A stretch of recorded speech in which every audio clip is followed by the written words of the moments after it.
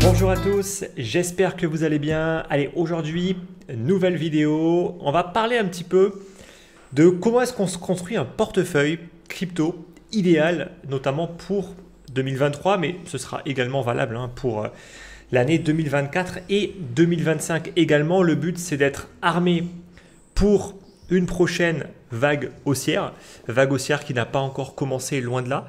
Et je pense que c'est justement le genre de vidéo qui, dans quelques années, je l'espère en tout cas, seront regardées par des personnes qui sont en train d'investir dans un marché qui est déjà beaucoup trop cher et qui regretteront de ne pas avoir regardé cette vidéo au moment où je l'ai tournée. En tout cas, j'espère que ce sera ce qui va se passer parce que ça voudra dire que ceux qui l'ont regardé au bon moment auront été capables d'appliquer les bonnes stratégies pour être capables de s'en sortir dans ce marché. Alors, avant de commencer la vidéo, je tiens juste à faire une petite annonce. Donc, je vais intervenir dans un séminaire qui aura lieu fin septembre, qui a été créé par mon ami Cédric de la chaîne Umento, que vous avez déjà peut-être vu sur YouTube. Donc, il a créé un séminaire de 3 jours qui aura lieu fin septembre à destination de toutes les personnes qui ont réalisé ou sont en train de réaliser ce qu'on appelle un exit. Bon, un exit, c'est quoi C'est juste, c'est un petit terme anglais, mais ça veut juste dire que on a récupéré une grosse somme d'argent. Voilà, on a vendu une boîte, plusieurs boîtes. On a fait un bel investissement dans les crypto-monnaies. Bon, c'est pas forcément le meilleur timing pour les cryptos, mais en tout cas, ça a été le cas il y a maintenant 1 an ou 2 à peu près, où on a fait un bon coup sur le marché action, ou peu importe. Voilà, on a sorti une grosse somme d'argent et on veut se construire un patrimoine en investissant sur les différentes classes d'actifs et on veut le faire en étant accompagné d'experts de chaque domaine. C'est justement le but de ce séminaire. Donc, il va faire intervenir beaucoup de personnes pour parler du marché action, de l'immobilier, des crypto-monnaies, de l'entrepreneuriat, de l'aspect psychologique. Et donc moi, je vais intervenir par rapport à la partie crypto dans ce séminaire. Donc vous trouverez le lien en description si vous êtes intéressé. Je rappelle que c'est quand même sur dossier. Il y a un nombre de places qui est extrêmement limité. Vous pouvez déposer une candidature si vous êtes intéressé. Ce sera donc fin septembre dans le sud-est de la France. Allez, on attaque cette vidéo et avant que je vous dévoile un portefeuille que je juge comme idéal, il y a quand même des choses à bien revoir avant. Et notamment, on va parler des mythes sur les altcoins faiblement capitalisés pour devenir riche rapidement parce que ça, c'est quelque chose qui revient tout le temps. Et moi, ça me désole en fait de voir ça parce que je connais la réalité des choses derrière ces altcoins-là, qui parfois font rêver, mais malheureusement, dans la plupart des cas, ce sera juste une perte de temps. Donc, je vais parler de choses, honnêtement, il n'y a pas grand monde qui va se mouiller là-dessus, et j'espère que ce sera bien apprécié. Alors, quel est selon vous le critère le plus important quand il s'agit de réaliser des gros multiples? Donc, des multiples, je parle de faire des x30, des x50, voire même des x100 parfois, en l'espace de quelques mois, quelques semaines, voire quelques mois. Il y a un facteur qui est déterminant dans l'histoire, et ce n'est pas forcément celui auquel la plupart des gens pensent, il s'appelle la chance. Voilà. Donc maintenant que j'ai dit ça, tout de suite, il y a des personnes qui vont bondir et qui vont vous dire mais non, la chance, pour le coup, c'est pas le truc le plus important. En fait, si. Et d'expérience, la chance, c'est concrètement ce qu'il va vous falloir pour être capable d'investir dans des projets qui vont être capables de réaliser des gros multiples. Moi, en tout cas, de mon expérience, je ne connais personne qui a réussi, et quand je veux dire réussir, ça veut dire gagner des millions d'euros, être capable de réaliser cette plus-value, donc ça veut dire vendre, ce qui est extrêmement important, mais vous verrez pourquoi j'insiste bien là-dessus après, et ensuite se construire un patrimoine pour être capable de durer et même s'il y a des bear markets, d'être toujours présent aujourd'hui. Moi, tous ceux que je connais qui ont réussi, qui sont soit venus à Maurice ou qui sont partis ailleurs, c'est pas en ayant investi dans un ou deux shitcoins du top 500 qu'ils ont réussi à gagner des millions. Voilà. Donc, je dis pas que c'est pas possible, je dis juste que il y a des chemins beaucoup plus faciles entre guillemets pour y arriver, et qu'en général, c'est plus cela qu'il faut prendre que le chemin soi-disant de la facilité, mais qui en réalité n'arrivera pas à grand monde. En plus de ça, moi, ce qui m'énerve particulièrement par rapport à ces crypto-monnaies-là, c'est que beaucoup se rattachent à des success stories qu'on va retrouver sur les réseaux sociaux. Alors, les réseaux sociaux, déjà, partez du principe que vous ne pouvez jamais rien vérifier. On affiche ce qu'on veut sur ces réseaux sociaux et très souvent, quand on parle d'argent, on affiche que des réussites. Et pour ça, c'est même flagrant. Il suffit de regarder des personnes qui partagent des trades.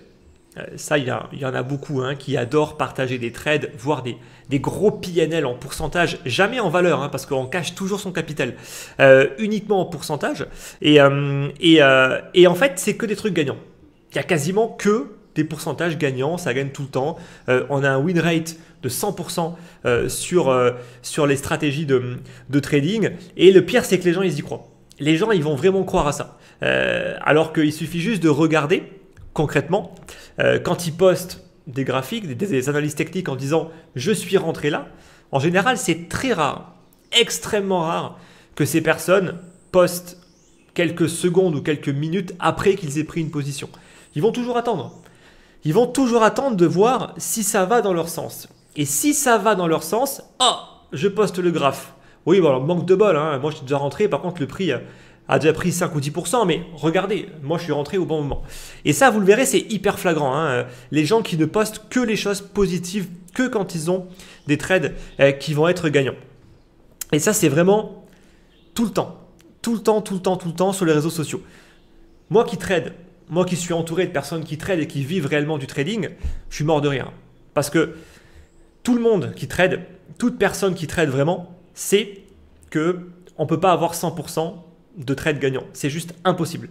Et en fait, même si une personne vous vend ça, on sait que c'est un scam, on sait que c'est une arnaque. Pourquoi?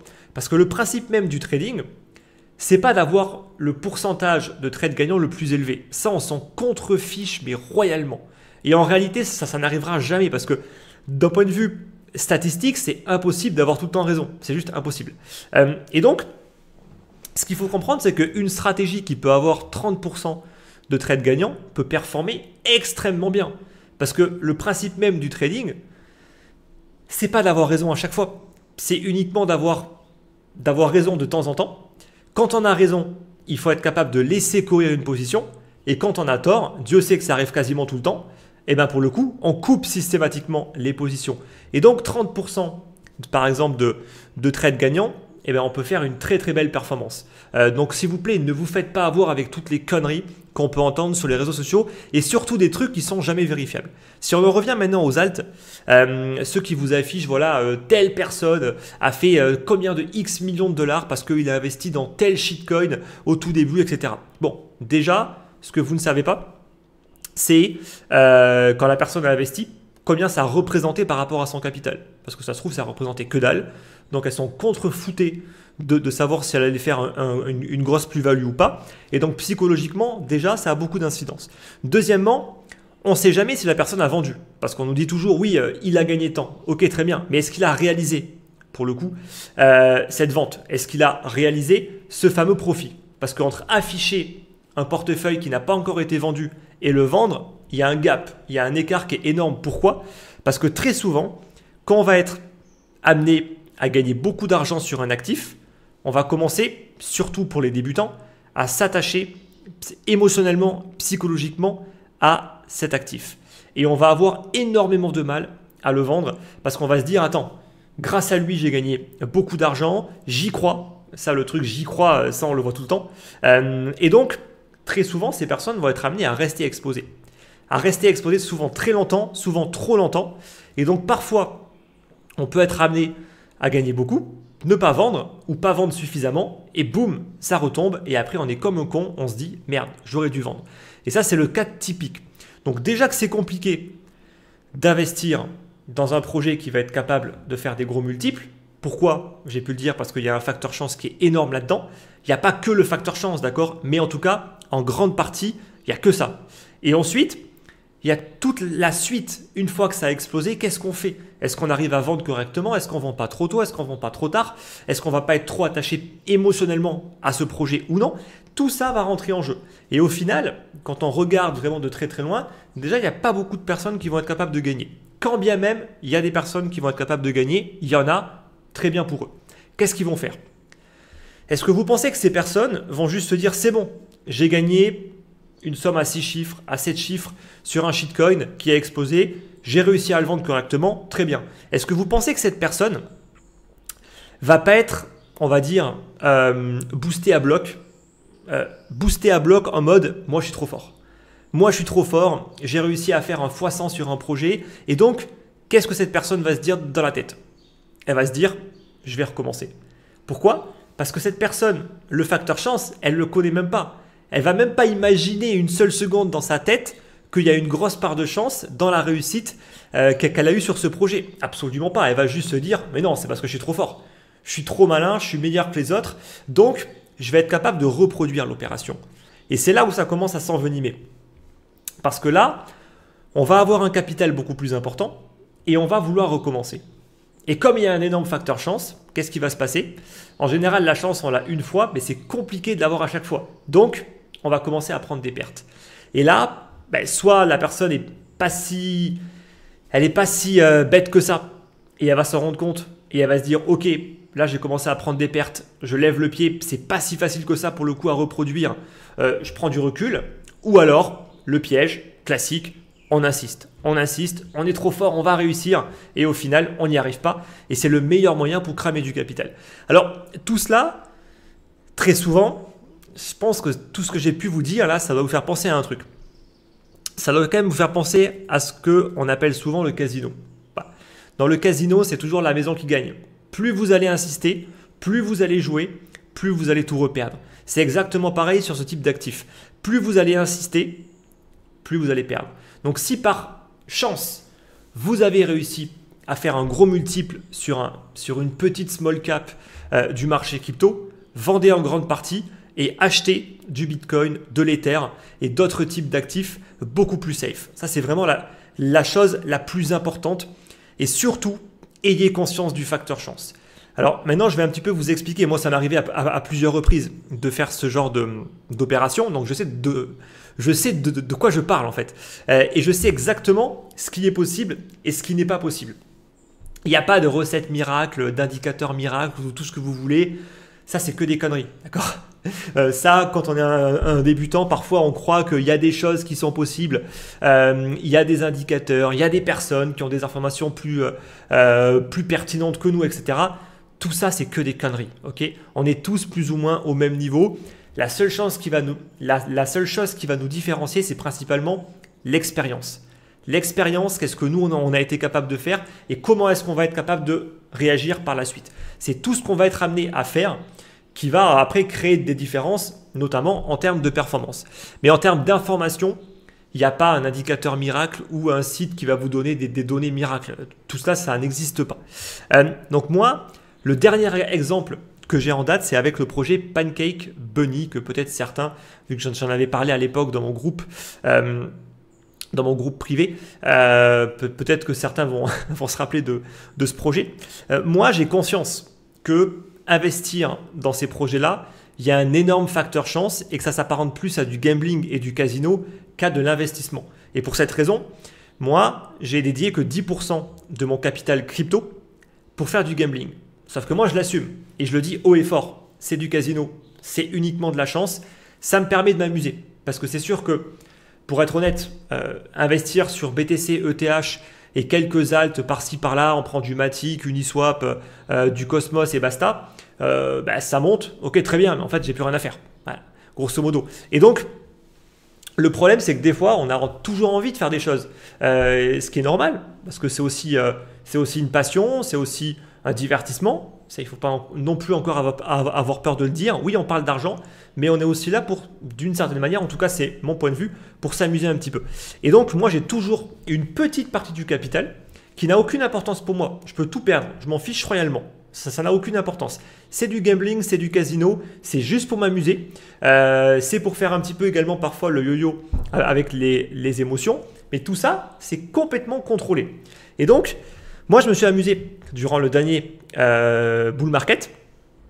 J'ai gagné beaucoup d'argent, mais je vais surtout parler de là où j'en ai perdu.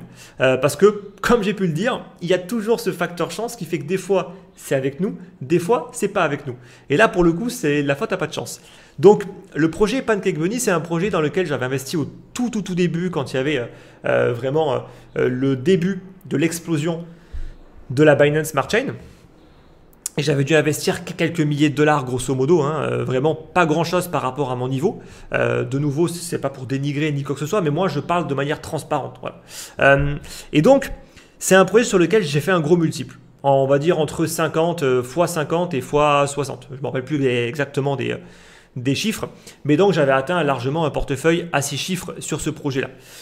J'avais conscience que c'était du gambling, que c'était pas tenable, de toute façon que toute la DeFi, d'un point de vue global, tous les pools de farming, etc., que ce soit sur Ethereum au début, puis après sur la baisse, et puis après sur Matic et tout ce que vous voulez, je savais que c'était juste du grand n'importe quoi, que c'était pas viable. Quand tu avais du rendement à 50 ou 100% sur du stablecoin, bien évidemment que c'était vraiment du grand n'importe quoi. Voilà. Et que ça allait juste tenir tant que le marché montait, et ensuite, dès que la musique allait s'arrêter, boum, ça allait retomber. J'en avais parfaitement conscience, mais pour naviguer, on va dire, dans ce milieu, je voulais justement être présent tant que la musique continue à tourner. Et dès qu'il y avait des signaux de début de retournement, boum, je me casse, basta. Bon, vous voyez que ce n'est pas aussi simple que ça. Même avec l'expérience, on peut toujours faire beaucoup d'erreurs. Et donc, c'est un projet où j'ai commencé à avoir un gros capital, en plus où je farmais considérablement dessus. On pouvait générer 400, 500, 600 dollars par jour. Par jour, oui. Sur un capital à 6 chiffres, ce qui est complètement du délire. Et je me suis dit, bon ben voilà, on va attendre tranquillement le fameux listing sur Binance parce que tous les projets concurrents avaient été listés sur Binance, notamment des projets comme Bifi et autres. Et celui-là, il faisait partie en plus d'une sorte d'incubateur de Binance et tout. Voilà, il devait être listé. Bon, manque de bol, le listing n'a jamais eu lieu. Et en plus de ça, un beau matin, je me réveille, le projet s'est fait hacker. Le token a été créé en masse par un hacker, donc forcément dilution. Et boum, je suis retombé quasiment à mon niveau initial de valorisation. Allez, j'avais encore un tout petit peu de plus-value. J'ai vendu parce que je me doutais très bien que c'était terminé. Une fois que le projet a été hacké et que tout le monde s'est fait rincer, c'est terminé. Le projet ne repartira pas. J'ai récupéré une petite plus-value et basta. Voilà. Donc tout ça pour vous dire que c'est un projet sur lequel j'aurais pu gagner 1 million. Parce que s'il avait été listé, ça aurait été mon exit liquidity pour pouvoir tranquillement sortir, comme c'est souvent le cas sur les listings de Binance, surtout en phase de bull market. Tout listing sur Binance, ça ne sert qu'aux gros pour qu'ils puissent tranquillement sortir et dumper leurs tokens sur les petits qui sont en train d'acheter sur les tops de marché. Voilà, je le précise, il ne faut pas avoir peur encore une fois de le dire. Et donc, voilà, donc j'ai eu de la chance au début, puis la chance s'est retournée et basta. J'ai tout perdu. Sauf que moi, je m'en fous. Je m'en foutais royalement. Ça m'a rien fait. Parce que pour moi, c'est une part d'amusement. Voilà. Alors, si j'arrive à choper 1 million, je prends, bien évidemment. Et je ne vais pas commencer à dire que je crache dessus. Mais on sait très bien que pour être capable de gagner gros, il faut être amené à prendre des risques aussi qui sont colossaux. Alors moi, le risque, il est plus que contrôlé parce que c'est une petite partie de mon portefeuille. Et là, je vous explique un projet sur lequel je me suis fait rincer. Mais il y a eu d'autres projets. Pour le coup, ça, c'est quand même pas passé comme ça. Et j'ai réussi à sortir avant que ça puisse se retourner. Donc, je reste largement en réalité en profit, même sur ce portefeuille-là. Mais maintenant, les choses auraient pu mal tourner, beaucoup plus pour moi. J'aurais pu perdre pour le coup de l'argent. Sauf que moi, je le fais de manière contrôlée. Mais qu'est-ce qui se passe quand on le fait de manière incontrôlée ? Qu'est-ce qui se passe quand on se dit non mais moi de toute façon j'ai pas envie d'investir sur Bitcoin et sur Ether parce que ça rapporte rien. Moi je veux prendre du risque. Le problème c'est que là vous jouez au loto, vous jouez au casino. C'est-à-dire qu'il y a des chances pour que vous y arrivez, mais il y a aussi des chances pour que vous n'y arriviez pas et que vous vous fassiez rincer littéralement par le marché. Et se faire rincer, si c'est contrôlé, c'est pas grave. Mais si c'est pas contrôlé, mais merde alors, vous faites comment pour repartir ? Là, c'est compliqué. Donc, au final, moi, quand j'insiste par rapport à ça et que je vous dis qu'il faut faire attention à pas prendre de risques démesurés, c'est parce que parfois on ne se rend pas compte qu'on peut perdre. Et oui, on peut perdre, je suis vraiment désolé de le dire, mais même dans la plupart des cas, les gens perdent. Et les gens en fait n'arrivent pas à gagner. Donc ça, il faut quand même vraiment le prendre en compte. Investir, point numéro 2, ne sous-entend pas jouer au casino. Ça, j'espère que c'est vraiment clair maintenant. Avoir un petit portefeuille, ça ne sous-entend pas qu'il faut jouer au loto. Sinon, mais allez prendre votre ticket de loto, ça revient exactement au même. Sauf que vous connaissez la finalité. C'est quoi? C'est que vous allez juste enrichir, dans le cas de la France, la FDJ, au profit d'une extrême minorité qui va gagner, qui vont être affichés publiquement pour donner envie aux gens. Et c'est une escroquerie. Pour moi, en tout cas, c'est juste une énorme escroquerie.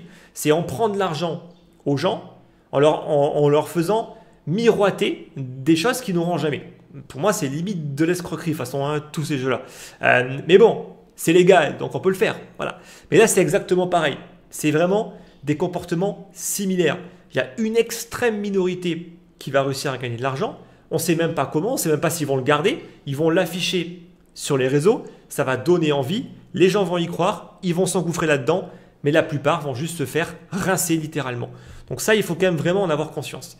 Donc la question en investissement, c'est de savoir si vous avez les chances de votre côté ou non. Parce que la chance, on peut la provoquer. Quand on investit sur un gros shitcoin, je dirais qu'il y a 80% de part de chance. Bon, c'est un chiffre, on va dire, plus qu'approximatif, parce qu'il y a toujours quand même une part. Quand j'ai investi dans Pancake Bunny, ce n'était pas juste du pifomètre. Voilà. J'ai regardé un petit peu les différents projets qu'il y avait, qu'est-ce qu'ils faisaient, l'interface, l'équipe, etc.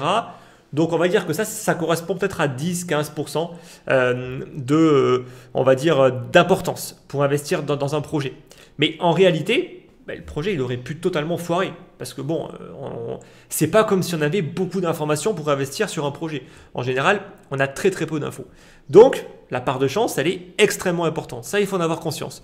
Maintenant, quand on investit sur Bitcoin ou sur ETH, la part de chance, elle n'est plus vraiment là. Ça, il faut également en avoir conscience parce que là, on investit dans des actifs où on sait qu'ils seront toujours là demain si le marché des crypto-monnaies est toujours là demain. Ça, c'est pas pour le coup un coup de chance. Personne ne va vous dire tu as eu de la chance d'investir dans le Bitcoin. Non, absolument pas. Par contre, oui, sur un shitcoin du top 500, là, clairement, c'est de la chance. Et il faut en avoir conscience. Parce que si on n'en a pas conscience, c'est juste la pire des choses. Donc, en investissement, on peut mettre les chances de son côté. Et après, on peut pondérer un petit peu le risque en se disant, voilà, là, je prends un peu plus de risque. Je peux me prendre une raclée. Je peux me faire rincer. Mais c'est contrôlé avec la pondération. Et c'est bien tout le principe de la construction d'un portefeuille. Il faut apprendre à parfaitement gérer son risque. Donc en investissement, il faut toujours essayer quand même de mettre les chances de son côté. Plus vous les mettez de votre côté et moins techniquement vous allez être amené à prendre de risques. Bien sûr, maintenant à relativiser. On est toujours dans les crypto-monnaies.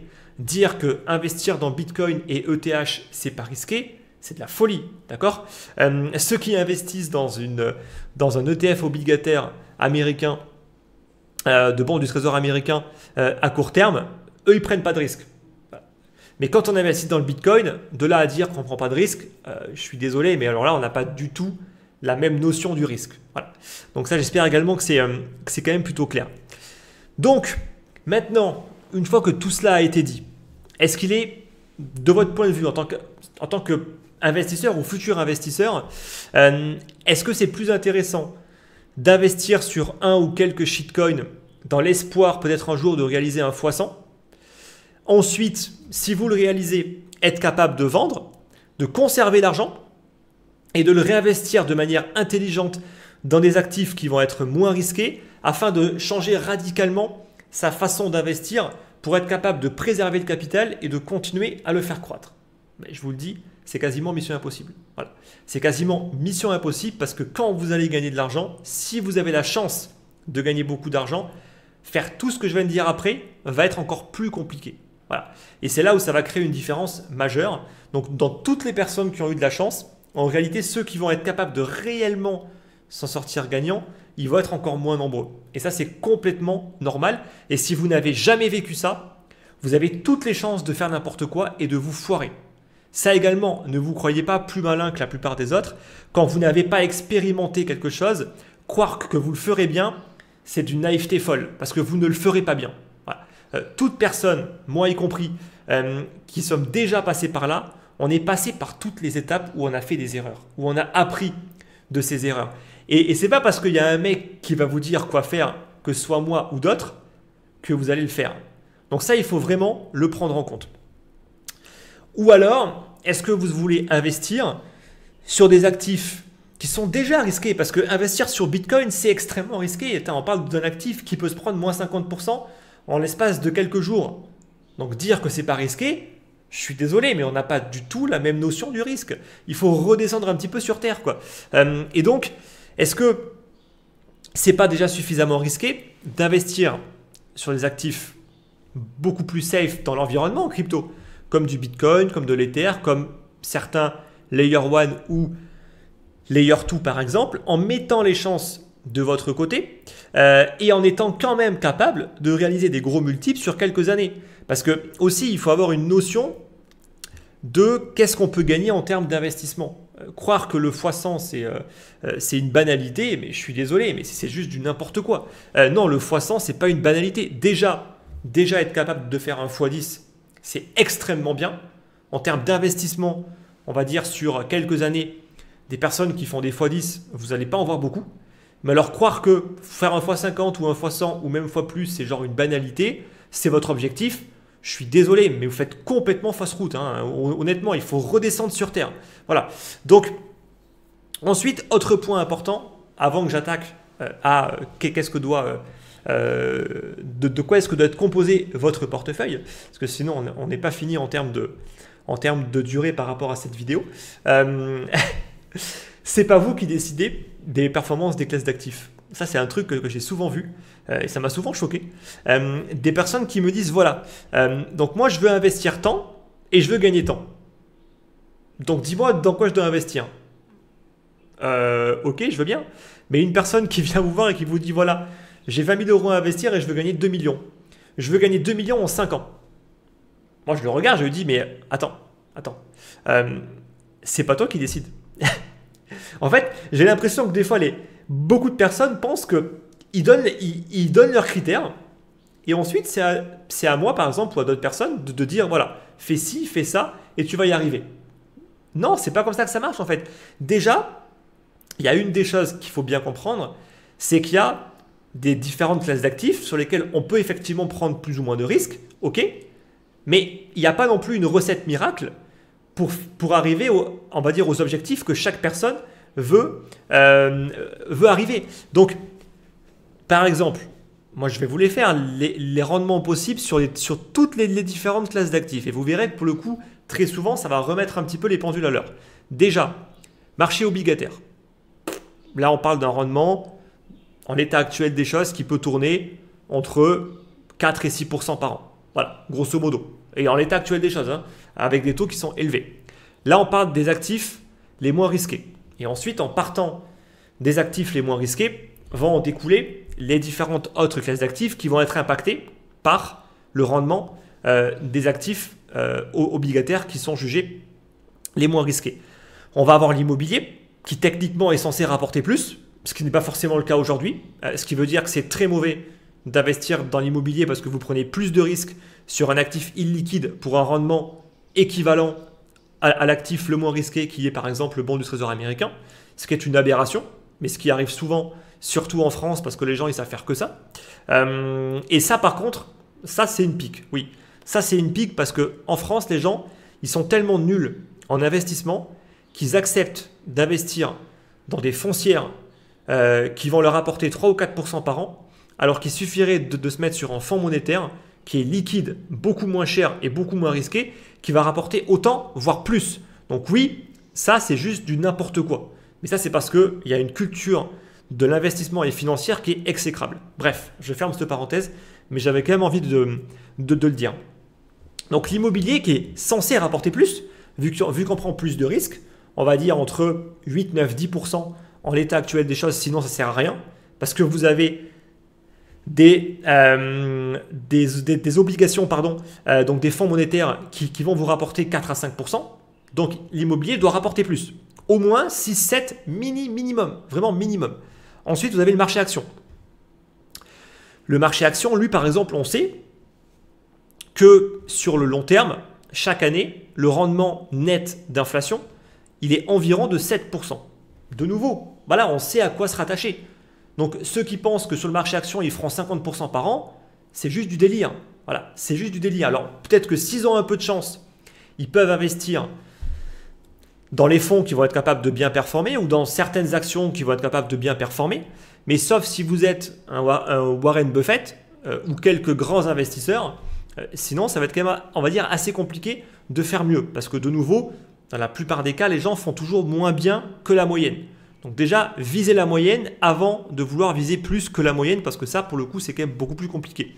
Maintenant, on peut générer 8, 9, 10% par an. Oui, ça reste largement accessible. Plus que ça commence à être compliqué. Voilà. Je ne dis pas que ce n'est pas possible, mais tout comme pour les cryptos, voilà, il y a des choses qui sont faciles à mettre en place, d'autres plus difficiles. Faire 7% par an, j'ai envie de dire que c'est limite facile, même si en réalité, dans la plupart des cas, les gens ne seront pas capables de le faire parce qu'ils vont avoir trop de biais psychologiques qui feront qu'ils feront des mauvaises opérations au mauvais moment et donc ça impactera leur capital. Une personne qui prend juste un ETF sur le S&P 500 et qui va juste investir tout bêtement en faisant un DCA ou un value investing, lui, il va être capable de faire 7% par an. Voilà. Mais dans la plupart des cas, les gens, ils ne feront pas ça. Ils vont vouloir faire mieux et en voulant faire mieux, ils feront moins bien. Très souvent, même si parfois, certaines personnes peuvent quand même réussir à effectivement faire mieux. Et ensuite, il y a le marché crypto. Bon, le marché crypto, moi j'estime qu'une très très bonne performance, c'est entre un x5 et un x10 en partant du principe que la personne est arrivée quand le marché était sur les plus bas, qu'elle a mis en place des stratégies d'investissement à ce moment-là et qu'elle va être capable de vendre correctement. Déjà, ces deux variables-là sont hyper importantes et dans la plupart des cas déjà, les gens vont mal se positionner et ils vont encore plus mal vendre. Donc déjà, là je pars du principe que tout sera bien fait en termes d'achat et de vente. Et là on peut imaginer faire entre un x5 et un x10, ce serait raisonnable. Un Bitcoin qui irait chercher dans la zone des 100, 150 000 $, ce n'est pas déraisonnable d'ici à quelques années. Tout comme un Ether qui irait chercher entre 5 et 10 000 $, ce n'est pas non plus déraisonnable. Voilà. Et si on s'aide un petit peu avec quelques altcoins qui auront des meilleures performances, oui, on peut aller chercher entre un x5 et un x10. De manière sûre, entre guillemets, on prend toujours un risque démesuré sur les cryptos et ça se trouve demain, les cryptos vont complètement s'effondrer pour X ou Y raison et on va perdre beaucoup d'argent. Voilà. Donc ça reste aussi une possibilité parce que si on peut avoir une espérance de gain aussi élevée, il y a un risque qui est systématiquement associé. Donc ça aussi, il faut le prendre en compte. Il y a d'autres classes d'actifs comme le private equity également sur lequel on peut réaliser des multiples de x2 à x3. C'est possible en l'espace de plusieurs années en général parce qu'un investissement en private equity, c'est entre 5 et 10 ans. Et là, on peut imaginer faire un multiple de x2, x3, peut-être x5 sur vraiment les meilleurs fonds, c'est possible. Donc ça, c'est ce qu'on est capable de réaliser en termes de performance. Quand on a conscience de ça, on peut ensuite définir déjà des objectifs qui sont plus ou moins réalisables avec des cibles pessimistes, optimistes et très optimistes. Mais ce n'est pas vous qui décidez. Ça, c'est vraiment important quand même de bien le comprendre. Alors maintenant, avec quoi est-ce qu'on va composer le portefeuille? Bon, là vous verrez, il n'y aura pas de nouveau de très très grandes surprises. Comme j'ai pu vous le dire, il n'y a pas de secret dans ce marché. Le secret, ce n'est pas de savoir dans quoi investir. Le secret, c'est tout ce qui tourne autour. C'est correctement acheter, correctement réagir, correctement vendre. C'est ça qui fera qu'il y aura une différence majeure entre tous les investisseurs et non pas dans quelle classe d'actifs est-ce qu'on va investir. Alors, même si ça peut bien évidemment jouer un petit peu, qu'on ne se le cache pas. Alors déjà, pour couper court à tout débat, parce que pour moi, il n'y a même pas de débat. BTC-ETH, si ce n'est pas dans un portefeuille, pour moi, ça n'a aucune logique. Et je vais vous montrer deux graphes pour ça. Donc le premier, on va prendre les alts contre le Bitcoin. Donc si on prend les alts contre le Bitcoin, on se rend compte de quoi? Déjà, on se rend compte que dans une période de baisse, de bear market, c'est systématiquement le Bitcoin qui gagne. Et là, on le voit depuis septembre 2000, 2022, ça ne fait que baisser. Les alts ne font que baisser. Il y a parfois des phases de rebond, mais en réalité, on voit qu'en fait, depuis, grosso modo, on était en juin, juillet 2021. Vous voyez que ça commence déjà à remonter. En fait, les alts n'ont plus vraiment surperformé le Bitcoin. On voit que ça fait que ranger. Ça fait que ranger. Ça monte, ça baisse, ça monte, ça baisse, ça monte, ça baisse, très bien. Et puis, ça fait que baisser. Et là, en plus, on vient de casser un gros niveau de support. Donc déjà, ça veut dire quoi? Ça veut dire que si les alts étaient tout le temps dans une phase de surperformance par rapport au Bitcoin, ça pourrait éventuellement avoir du sens de se dire le Bitcoin, ça sert à rien. Sauf que ce n'est pas le cas. Ce n'est pas le cas. Et le Bitcoin, il faut le voir comme un amortisseur au sein d'un portefeuille. Alors, il peut être plus ou moins pondéré, comme dans on va dire, dans un portefeuille traditionnel dans lequel on va y mettre un petit peu d'or, un petit peu d'obligataire pour avoir un petit amortisseur durant les crises de volatilité. Le Bitcoin, il faut le voir de cette manière-là, mais pas non plus totalement, parce que ce n'est pas non plus vraiment un actif qui va rester stable. Non, il va aussi être lui aussi très volatile et être capable de prendre plus ou moins de la valeur. Donc, ce n'est pas vraiment comparable, même si c'est un peu le même principe. C'est un amortisseur, il baissera moins quand le marché va se prendre des claques. Et ce n'est pas pour autant qu'il va forcément moins bien monter. Le Bitcoin, il surperforme énormément d'alts depuis des années et des années. Donc certaines alts vont le surperformer, d'autres pas du tout. Donc le Bitcoin, c'est une sorte d'assurance de correctement performer. Il faut plus le voir comme ça. Ensuite, on a l'Ether. Et là, je vous mets un autre graphe qui est encore plus flagrant. C'est l'Ether versus les alts. Et en ayant enlevé, bien sûr, tous les stablecoins. Alors là, le constat il est encore plus flagrant. Les alts ont des phases de surperformance qui sont extrêmement courtes. On en a eu une petite en début d'année 2021 qui a à peine duré quelques mois. On voit une grosse hausse et ensuite, ça fait que tomber. Donc ça veut dire grosso modo que c'était plus intéressant d'investir dans l'Ether depuis plus de 2 ans que de s'embêter à aller chercher des alts qui vont aller faire mieux. Parce qu'en réalité, elles feront moins bien. Bien sûr, ça reste qu'une moyenne. Il y aura toujours des cas particuliers d'alt qui vont mieux s'en sortir que d'autres. Mais là, ça en revient à faire du stock picking. Et le stock picking, de nouveau, ça demande beaucoup de temps, beaucoup de surveillance.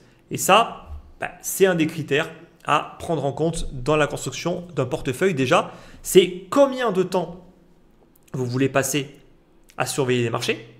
Si la réponse est très peu de temps, dans ce cas-là, oubliez les alts. Parce que dans la plupart des cas, vous avez toutes les chances de vous tromper.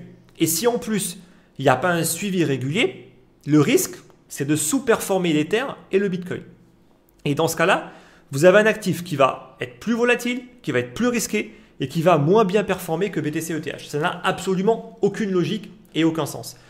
Donc, avant même de savoir dans quoi est-ce que vous voulez investir, il faut déjà savoir combien vous allez vouloir investir, combien par rapport à votre patrimoine, ce qui va ensuite en découler du risque qu'il faudra être amené à prendre, le temps alloué dans le suivi de la stratégie. Pareil, dans le marché action, je vois plein de personnes qui veulent tout le temps faire du stock picking. Mais si on fait du stock picking, ça veut dire qu'il faut tout le temps surveiller. Il faut tout le temps surveiller, tout le temps vérifier que les entreprises dans lesquelles on a investi se portent bien. À chaque fois qu'il y a des bilans qui vont sortir chaque mois, chaque trimestre, il va falloir les regarder, les surveiller, vérifier la dette, qu'est-ce qu'ils sont en train de faire, est-ce qu'ils ont racheté des boîtes, tout ça il faut le surveiller. Donc ceux qui font du stock picking et qui me disent c'est du passif, c'est n'importe quoi, absolument pas. C'est pas du tout du passif. Du passif c'est prendre un ETF, oui, mais faire du stock picking c'est pas passif du tout. Là c'est pareil, quand vous allez vous éparpiller sur autre chose que BTC, ETH et quelques autres gros projets éventuellement, là, il faut tout le temps être là pour surveiller ce qui est en train de se passer. Parce que si vous ne le faites pas, le risque, c'est de rester exposé sur des actifs qui vont faire que sous-performer. Et dans ce cas-là, c'est une perte de temps et une perte d'argent. Et également, donc, le risque que vous voulez prendre par rapport à ce portefeuille-là. Donc, quand vous avez tout ça qui est pris en compte, on peut construire un portefeuille. Moi, en plus de BTC, ETH, ensuite, c'est à vous de pondérer en fonction de tout ce que j'ai pu vous expliquer. C'est à vous de pondérer et de voir, ok, est-ce que je mets du BNB? Parce que le BNB, on part du principe que c'est quand même la principale plateforme, même si aujourd'hui elle est attaquée de toutes parts. Est-ce que ce n'est pas justement le meilleur moment pour investir? Quand les gens commencent à douter. Voilà. Ça reste la plateforme numéro 1. D'accord, ça, il ne faut quand même pas l'oublier. Ensuite, on peut prendre des projets solides. Tout ce qui touche au Layer 2 et Layer 1. Par exemple, Matic, Optimism, Arbitrum au niveau des Layer 2 et au niveau des Layer 1. Par exemple, il y a Aptos, il y a Sui dans les nouveaux projets. N'oubliez jamais que les nouveaux projets sont des projets qui ont beaucoup plus de chances de beaucoup mieux performer que les anciens, même si certains anciens peuvent toujours bien performer en fonction de leur écosystème et de ce qu'ils ont été capables de développer en termes d'applications qui vont être réellement utilisées. Également des projets comme Cosmos par exemple. Dans la DeFi, il n'y a pas de secret. Uniswap, Aave, Lido pour le liquid staking. Vous voyez que ce n'est pas vraiment des secrets tout ça, hein. C'est des projets plutôt connus, mais qui sont plutôt safe, entre guillemets toujours. Les NFT, on pourrait très bien se dire, ok, le marché des NFT, j'ai envie d'investir dedans, parce que j'ai envie de prendre du risque sur ce secteur-là, parce que je pense que ce secteur a de l'avenir. De nouveau, si vous avez raison, il y aura une part dedans de chance. Parce que ça reste uniquement de la chance de se dire, ok, ce secteur va repartir. Parce que tout ne repartira pas. Entre les NFT, les métavers, la DeFi, les IA, les protocoles de type ZK, etc., tout ne va pas juste pumper. Il y aura certains secteurs qui vont mieux s'en sortir que d'autres. Chacun aura son avis sur le sujet. Mais il faut quand même comprendre une chose, c'est qu'il y aura bien sûr un facteur de chance qui va rentrer en compte dans le succès ou pas de certaines personnes qui auront plus investi dans certains secteurs que d'autres. C'est un facteur chance. Parce qu'aujourd'hui, on ne peut pas dire factuellement pourquoi est-ce que tel ou tel projet va être capable de mieux partir, de mieux repartir que d'autres. Chacun peut avoir des arguments, certes, mais il y a toujours un facteur de chance qui n'est pas aussi important que celui qui va être nécessaire par rapport à investir dans un gros shitcoin pour être capable de faire un gros multiple, bien évidemment. Donc les NFT, on pourrait dire ok, les Bored Ape Yacht Club sont en train de se faire massacrer. On est je crois à 30 Ethers aujourd'hui, bon, ce qui reste quand même une somme, hein, on ne se le cache pas. J'ai envie d'investir dedans parce que les gens sont en train de tous vendre, ce qui peut être une bonne chose. Voilà. Des projets comme Illuvium sur le gaming, des plateformes comme Blur qui est venu concurrencer directement OpenSea et qui est en train complètement de l'écraser en termes de part de marché aujourd'hui, ou très spéculatif comme Ordi. J'ai fait une vidéo par rapport aux Ordinals où j'ai expliqué justement que Ordi pour moi était peut-être le seul token à peu près intéressant si on voulait spéculer sur un potentiel avenir des Ordinals sur Bitcoin. Voilà, là j'ai donné plein de projets. Ça ne veut pas juste dire qu'il faut se jeter dessus. En soi, ça n'a aucune importance parce que si vous ne savez pas correctement investir, comment gérer votre portefeuille et comment correctement vendre, j'ai beau en fait vous donner plein de projets qui vont peut-être bien s'en sortir, vous ferez quand même n'importe quoi. D'accord. Et déjà, juste ceux qui se précipitent à acheter juste parce que je viens de donner des noms, vous faites juste n'importe quoi. Voilà. Et je vous le dis hein, en toute transparence, parce que ce n'est pas parce qu'il y a un mec comme moi ou peu importe qui vous parle d'un projet et qu'ensuite vous allez vous jeter dessus pour en acheter, ça c'est tout sauf rationnel. Voilà. Donc réfléchissez, tout ce que vous faites doit être réfléchi et doit être vraiment fait dans le calme. Après une bonne réflexion en se disant ok, on pèse des pour, on pèse des contre, etc., etc. Voilà. Donc moi en tout cas ensuite, je partage tout ce que je fais uniquement dans mon groupe privé parce que malheureusement sur YouTube, j'ai pas de contrôle sur ce que font les gens et j'ai pas envie d'avoir la quelconque responsabilité de quoi que ce soit. Mais c'est aussi surtout parce que j'ai un club privé, donc c'est eux bien évidemment qui vont d'abord avoir la plupart des infos sur ce que moi je suis amené à faire. Donc je vous rappelle, Club Invest, et il y aura toutes les infos si vous voulez le rejoindre dans la description. Il y a j'allais dire une crypto que j'ai oubliée, mais c'est pas une crypto, c'est une action que j'ai également aujourd'hui dans mon portefeuille qui s'appelle Coinbase. Coinbase pour moi, c'est un projet qui est assez intéressant. Alors autant, c'est pas une plateforme que je vais utiliser à titre personnel. Je la trouve exécrable en termes de plateforme d'échange. Elle est hors de prix, même s'ils ont quand même bien réduit les prix. Il n'y a aucune liquidité et pour du retail, franchement, je vous le dis, c'est de la merde. Voilà. Par contre, pour les institutionnels, Coinbase, c'est une excellente plateforme. Parce que là, on parle d'une plateforme qui fait office de stockage de crypto-monnaies avec sa boîte qui s'appelle Coinbase Custody, qui va être utilisée par tous les gros fonds comme BlackRock, comme Fidelity pour la création de leur ETF. Ils vont utiliser la seule et unique plateforme d'échange américaine publique envers laquelle ils ont confiance, en l'occurrence Coinbase. Et donc je pense que si, et je pense que ce sera le cas, les ETF Bitcoin spot venaient à voir le jour, je pense que l'un des plus gros gagnants ne sera peut-être même pas le Bitcoin directement, mais Coinbase. Et il suffit de voir le cours de son action. Moi, je suis rentré, et de nouveau, j'en ai parlé dans mon groupe privé, aux alentours des 50-55 $ en indiquant que je rentrais sur Coinbase pour jouer sur l'effet de hype au niveau des ETF, mais aussi je compte y rentrer pour du long terme parce que pour moi, c'est peut-être Coinbase qui va en être le plus gagnant en fait dans l'histoire. Parce que clairement, là, on a quasiment déjà fait une performance qui est bien meilleure que celle du Bitcoin. Et pour moi, ça reste un actif qui a tellement été massacré et qui va tellement profiter des ETF parce que c'est eux qui vont conserver les Bitcoins, c'est eux qui vont être utilisés pour les opérations d'achat et de revente en OTC. Donc, c'est eux qui prendront tous les frais en réalité, en tout cas en grande partie.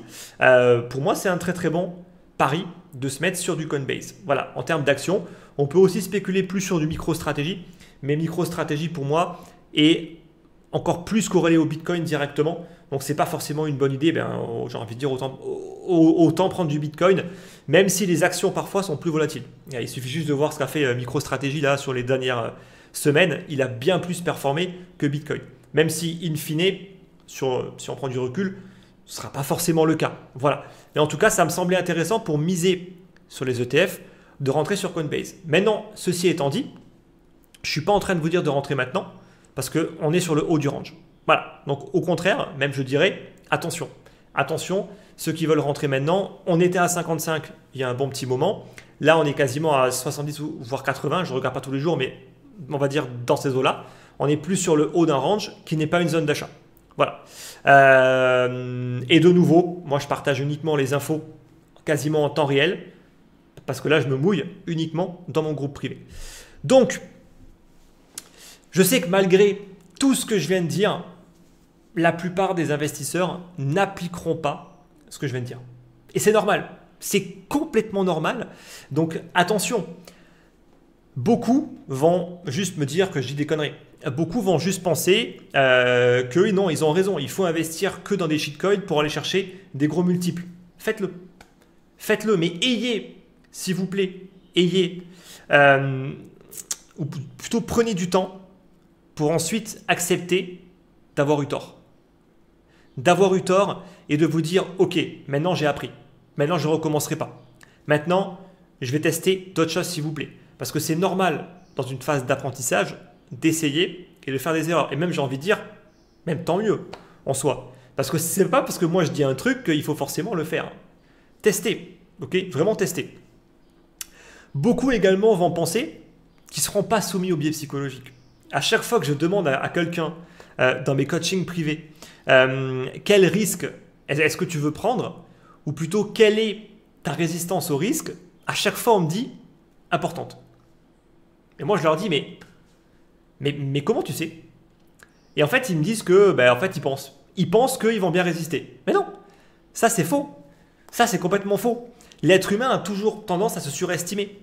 Si vous n'avez jamais eu d'expérience dans une phase de bull market ou de bear market en ayant un capital mis en jeu, déjà, vous n'avez aucune idée de comment vous allez réagir. Donc, arrêtez de tout le temps vous surestimer. Vaut mieux limite se sous-estimer que se surestimer. Mais de nouveau, vous ne m'écouterez pas. Donc, faites vos propres avis par rapport à ça et vous verrez que des biais psychologiques, vous allez en avoir. Et ensuite, là, vraiment la chose la plus importante, c'est de se remettre en question. Remettez-vous en question. faites vraiment l'analyse sur vous-même et comprenez pourquoi vous avez fait telle et telle connerie. Et vous verrez que des biais psychologiques, vous allez en avoir et parfois même beaucoup. Ensuite, beaucoup vont juste aller suivre des personnes qui leur disent ce qu'ils veulent entendre. Voilà. Oui, tu vas réussir à devenir millionnaire en investissant juste quelques centaines de dollars. Tu vas réussir, il faut y croire, d'accord? Si vous voulez, si ça vous intéresse uniquement d'entendre ce que vous pensez être possible et ce qui vous fait plaisir, allez-y. Mais de nouveau, je pense que vous allez de nouveau retomber sur vos pas plus tard. Vous aurez perdu un petit peu de temps, mais j'espère juste que vous allez ensuite vous concentrer sur des personnes qui sont juste pas là pour vous dire ce que vous avez envie d'entendre. Beaucoup également n'auront pas la patience et beaucoup seront perturbés également au fil du temps par tout le bruit. Et c'est même pour ça qu'aujourd'hui, il y a un désintérêt qui est flagrant au niveau du marché, alors qu'on est techniquement dans l'une des meilleures phases pour investir. Et encore une fois de plus, j'espère que cette vidéo sera regardée dans quelques années. Parce que oui, nous sommes dans l'une des meilleures phases pour investir. Plus personne ne veut investir. Donc c'est maintenant. Les prix ont été massacrés. C'est maintenant que c'est intéressant. Mais pour le coup, c'est maintenant que personne ne le fera. Une nouvelle fois. Donc de nouveau, prenez du recul par rapport à tout ça. Et beaucoup ne vont cesser également de tout le temps changer d'avis sur tout. De tout le temps modifier leur plan. Voilà, telle personne a parlé de tel projet, donc je vais l'intégrer dans ma stratégie. Une stratégie n'est pas vouée à changer tous les 4 matins. Voilà. Donc une fois de plus, et ne changez pas non plus 15 fois de stratégie d'investissement. Entre tiens, je vais faire du buy and hold, puis en fait du swing, puis en fait du day trading, puis en fait maintenant je vais tester les algos de trading, et voilà, et puis on fait que tester. On teste et en fait on fait rien. Voilà. Donc ça également, toutes les stratégies ont des avantages et des inconvénients. C'est à vous de comprendre tout ça, de peser le pour et le contre, et après de savoir vers où est-ce que vous voulez aller, et de vraiment uniquement y rester et s'y concentrer pour le faire le mieux possible. N'oubliez pas une chose, ce sera le mot de la fin, le passé ne se répète jamais à l'identique, ça c'est une certitude, parce que les événements sont toujours différents, mais il y a une chose qui ne change pas, c'est vous, l'être humain. Il ne change pas. Les comportements seront massivement toujours les mêmes. Alors même si on peut voir certains comportements qui vont quand même changer, notamment des personnes qui vont un peu moins paniquer quand les marchés vont fortement baisser, et ça on le voit notamment au niveau des données on-chain, on voit que ceux qui sont là maintenant depuis longtemps, ils se sont améliorés, ce qui est normal. Pour le coup. Mais par contre, dans la masse, vous le verrez, si les choses peuvent se reproduire parfois, et notamment les cycles, c'est parce que l'humain, il ne change pas. Voilà. Et malgré tout ce que j'ai pu vous dire, la plupart des gens, ne verront pas cette vidéo, mais aussi beaucoup, n'appliqueront rien dans tout ce que je viens de dire. Et ça, je le sais, mais je la fais surtout pour cette petite minorité qui va essayer quand même de se poser un petit peu plus de questions et qui, même si elle fait des erreurs, va se dire « Ok, peut-être que j'avais raison ou tort, j'ai pas la science infuse. » Et le but, c'est vraiment de se remettre en question et de s'améliorer. Parce que malheureusement, dans la plupart des cas, les gens, ils ne s'améliorent pas. Ils continuent à toujours refaire les mêmes erreurs. Et c'est surtout pour être capable de passer, on va dire, un cap que je continue encore aujourd'hui à faire ces vidéos parce que je reste persuadé que ça aide encore beaucoup de personnes. Voilà, donc j'espère que cette vidéo vous a plu, pour ceux qui sont restés jusqu'au bout en tout cas. Nous, on se retrouve bientôt pour une prochaine vidéo. Je fais toujours le petit rappel pour mes lettres d'investissement, pour ceux qui veulent être tenus au courant plus régulièrement, vu que c'est envoyé plus souvent que mes vidéos parfois. Donc mes lettres d'investissement qui sont gratuites, donc vous pouvez vous inscrire, le lien il est en description. Et puis on se retrouve à très vite pour une prochaine vidéo. Bye bye.